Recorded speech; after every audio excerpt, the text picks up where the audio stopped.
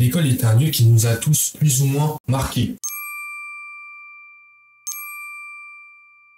Dès qu'on est né, l'école. Après ses 18 ans, c'est autre chose, c'est une autre histoire. 3 ans est l'âge auquel on commence l'école. C'est un endroit où on commence à apprendre et à se faire, bien évidemment, de nouveaux potes. Il n'y a qu'une seule espèce d'homme sur Terre, l'Homo sapiens. Ouais, vous êtes des sapiens, je suis un sapiens. C'est faire l'homme préhistorique. Bah oui, et toi?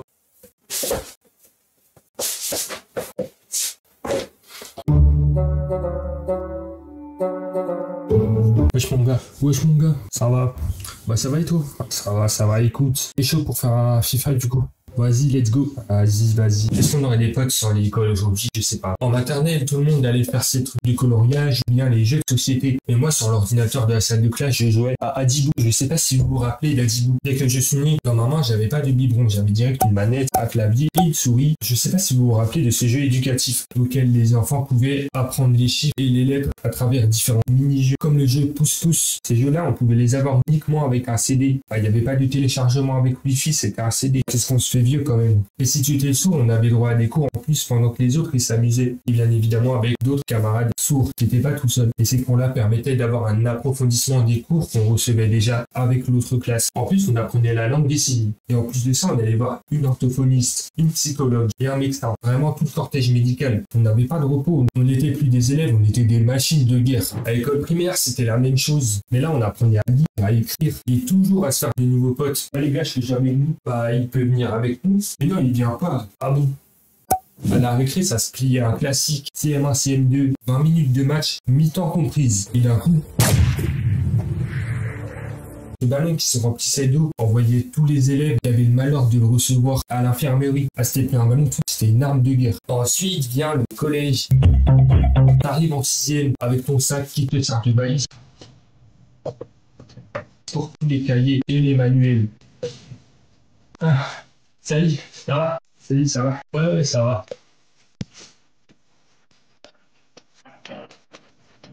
Et les mecs, ah là, tu sentais plus pisser quand il y avait un troisième qui venait te check devant tes potes. On était fiers un petit peu. Il y a quelque chose qu'il faut qu'on en parle. Durant cette période, j'espère que vous vous rappelez de ce style vestimentaire. On y est tous passés par là. Le jogging noir Adidas. Carrément, je faisais chez ma mère pour en avoir. C'était pas le meilleur style vestimentaire qu'on ait eu en tout cas. En plus, t'avais Dimitri qui s'est ramené avec un jogging gris. Et tu connais les petites poches léopard. Il y en avait un comme ça dans mon collège. Il arrivait avec son pantalon comme ça. Il s'appelait vraiment Dimitri. Il avait exactement cette coupe. Au collège, j'avais 2 profs spécialisés. En gros, j'étais uniquement avec des potes sourds en cours d'anglais et en cours de français. Ce qui nous permettait de rattraper notre retard ou bien de prendre un petit peu d'avance par rapport aux autres. Ça nous permettait d'avancer à notre rythme. Et en plus de ça, les profs ils pratiquaient la langue des signes, donc forcément on comprenait mieux les cours. Et en plus de ça, tout comme en maternelle, on avait des cours en plus, la reprise de cours. Comme son nom l'indique, on reprenait les cours, que ce soit des cours de mathématiques ou de physique, chimie. Les autres là, ils ont fini les cours et nous on a reprise de cours.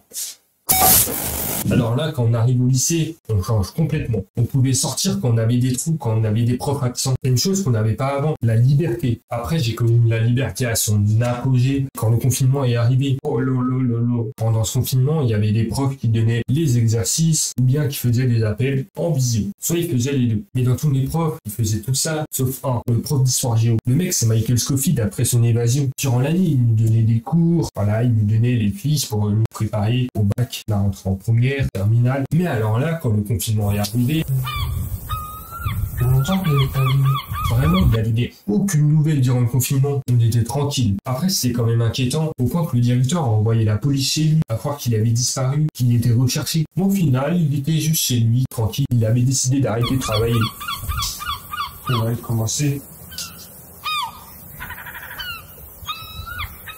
Pour lui, le confinement, c'était synonyme de vacances. Mais les personnes sourdes et le confinement, c'est une histoire un petit peu compliquée. Surtout au niveau des cours. On avait vraiment du mal à comprendre les cours en visio. Dans mon cas, ils envoyaient les scripts des cours, les exercices à faire. C'était sympa. Mais pour d'autres, ça s'est mal passé. J'en connais un, il a arrêté au bac. Tellement il comprenait pas les cours. On passe le bac de français, t'as les 12 textes à apprendre, ou 24, je sais plus. C'était une galère. Et vient Parcoursup en terminale. C'est la pire des manières pour entrer en études supérieures. Même avec des bonnes notes ou même si t'avais des bonnes appréciations dans ton bulletin, t'es pas sélectionné dans les écoles que tu veux. Par contre, à ce moment-là, il y a tout type de personnes. Ils se disent, attends, moi je suis accepté.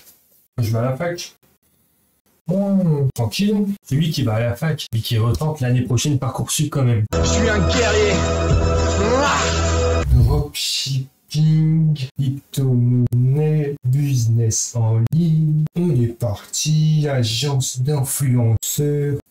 On est tout bon. Billets d'avion, direction le Japon. Retour États-Unis. C'est parfait, 1700 €. C'est nickel. Bonjour madame. Bonjour, bienvenue dans notre agence d'intérim. Installez-vous, j'ai vos prix. Merci beaucoup. Cherchez n'importe quel emploi dès maintenant. Bon après, chacun son parcours. Vous faites ce que vous voulez, vous suivez votre cœur, vous suivez votre instinct.